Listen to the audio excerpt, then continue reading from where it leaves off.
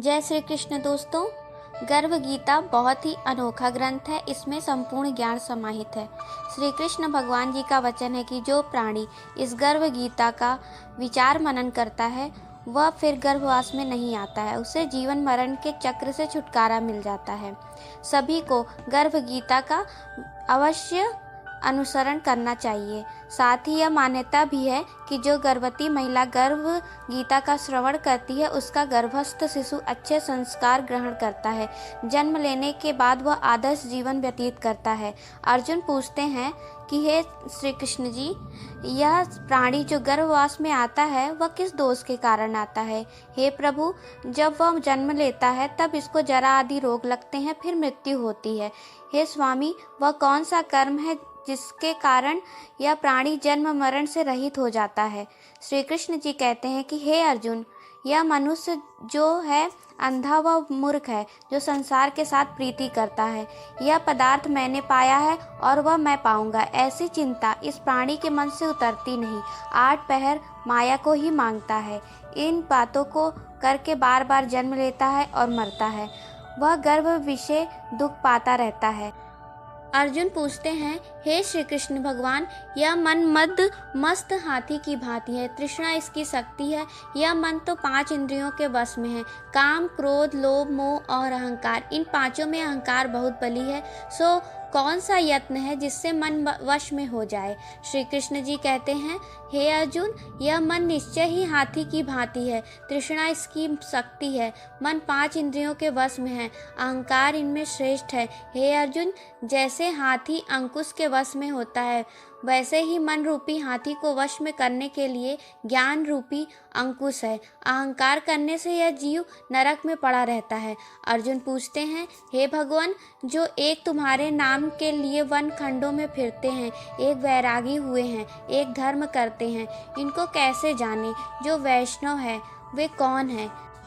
श्री कृष्ण जी कहते हैं, हे अर्जुन, एक वे हैं जो मेरे ही नाम के लिए वन में फिरते हैं, वे सन्यासी कहलाते हैं। एक वे हैं जो सिर पर जटा बांधते हैं और अंग पर भस्म लगाते हैं।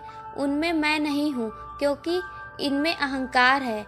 इनको मेरा दर्शन दुर्लभ है। अर्जुन पूछते हैं, हे भगवान, वह कौन सा पाप है जिससे स्त्री की मृत्यु हो जाती है?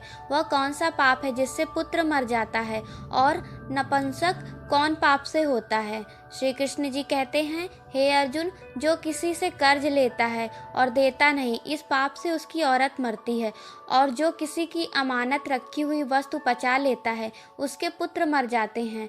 जो किसी का कार्य किसी के गोचर आए पड़े और वह जबानी कहे कि मैं तेरा कार्य सबसे पहले कर दूंगा, पर समय आने पर उसका कार्य न करे, इस पाप से नपुंसक होता है।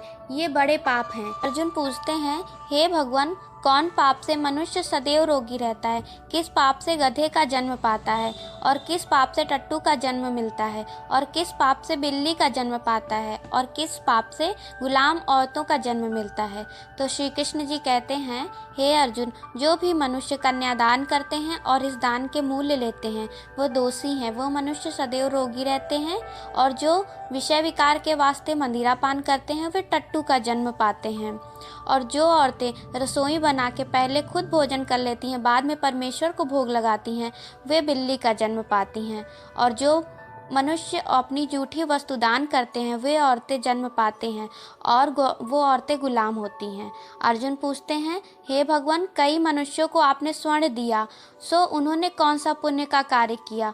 और कई मनुष्यों को आपने हाथी, घोड़ा, रथ दिए, उन्होंने कौन सा पुण्य किया? श्री कृष्ण जी कहते हैं, हे अर्जुन, जिन्होंने स्वर्ण दान किया उन्होंने घोड़े वाहन मिलते हैं। जो परमेश्वर के निमित्त कन्यादान करते हैं सो पुरुष का जन्म पाते हैं। अर्जुन पूछते हैं, हे भगवान, जिस पुरुष के अंदर विचित्र देह है उन्होंने कौन सा पुण्य का कार्य किया? किसी किसी के घर संपत्तियां हैं और कोई विद्यावान है, उन्होंने कौन सा पुण्य कार्य किया? श्री कृष्ण जी कहते हैं, हे अर्जुन, जिन्होंने अन्न दान किया उनको सुंदर स्वरूप है। जिन्होंने विद्या दान किया वे विद्वान हैं। जिन्होंने संतों की सेवा की वो पुत्रवान होते हैं। अर्जुन पूछते हैं, हे भगवान, किसी को धन से प्रीति है, कोई स्त्री से प्रीति करते हैं, इसका क्या कारण है? समझा कर कहिए। श्री कृष्ण जी कहते हैं, हे अर्जुन, धन और स्त्री सब नाश रूप है, मेरी भक्ति का नाश नहीं है। अर्जुन पूछते हैं, हे भगवान, यह राजपाट किस धर्म के करने से मिलता है?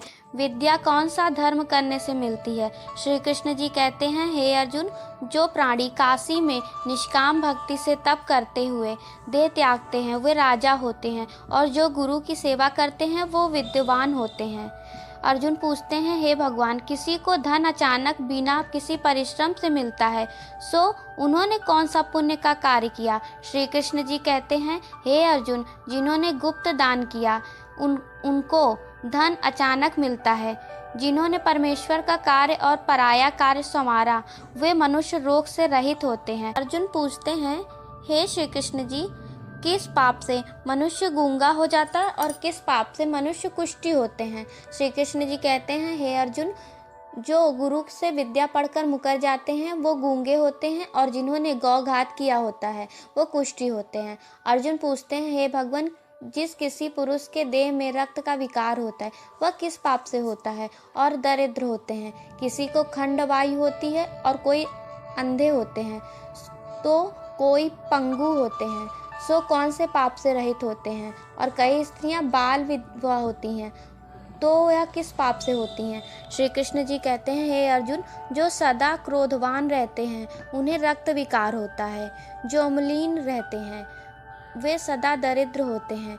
जो कुकर्मी ब्राह्मण को दान देते हैं उनको खंड वायु होती है। जो पराई स्त्री को नंगी देखते हैं, गुरु की पत्नी को कुदृष्टि से देखते हैं, सो अंधे होते हैं। जिन्होंने गुरु और ब्राह्मण को लात मारी है वो लंगड़ा व पंगु होता है। जो औरत अपने पति को छोड़कर पराये पुरुष से संग रहती है सो बाल विधवा होती है। अर्जुन पूछते हैं, हे भगवान, तुम पर ब्रह्म हो, तुमको नमस्कार है। मैं पहले आपको संबंधी जानता था, परंतु अब मैं ईश्वर के रूप में जानता हूँ। हे पर ब्रह्म गुरु, दीक्षा कैसी होती है, सो कृपा कर मुझको बताइए। श्री कृष्ण जी कहते हैं, हे अर्जुन, तुम धन्य हो, तुम्हारे माता पिता भी धन्य हैं जिनके तुम जैसा पुत्र है। हे अर्जुन, सारे संसार के गुरु जगन्नाथ हैं। विद्या का गुरु काशी, चारों वर्गों का गुरु सन्यासी है। सन्यासी उसको कहते हैं जिससे सबका त्याग करके मेरे विषय में मन लगाया, सो ब्रह्म जगत गुरु है। हे अर्जुन, यह बात ध्यान देकर सुनने की है।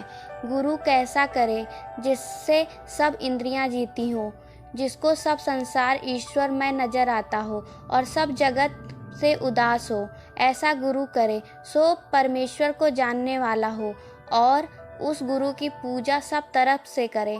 हे अर्जुन, जो गुरु का भक्त होता है और जो प्राणी गुरु के सम्मुख होकर भजन करते हैं उनका भजन करना सफल है। अर्जुन पूछते हैं, हे श्री कृष्ण जी, गुरु दीक्षा क्या होती है? तब श्री कृष्ण जी कहते हैं, हे अर्जुन, धन्य जन्म है उसका जिसने यह प्रश्न किया। तू धन्य है। गुरु दीक्षा के 2 अक्षर हैं, हरि ओम। इस अक्षरों को गुरु कहता है। यह चारों वर्णों को अपनाकर श्रेष्ठ है। हे अर्जुन, जो गुरु की सेवा करता है उस पर मेरी प्रसन्नता है। वह 84 योनियों से छूट जाएगा, जन्म मरण से रहित होकर नरक नहीं भोगता। जो प्राणी गुरु की सेवा नहीं करता वह 3.5 करोड़ वर्ष तक नरक भोगता है। जो गुरु की सेवा करता है उसको कई अश्वमेध यज्ञ के पुण्य का फल मिलता है। गुरु की सेवा मेरी सेवा है। हे अर्जुन, हमारे तुम्हारे संवाद को जो प्राणी पढ़ेंगे और सुनेंगे वो गर्भ के दुख से बचेंगे, उनकी 84 योनियां कट जाएंगी।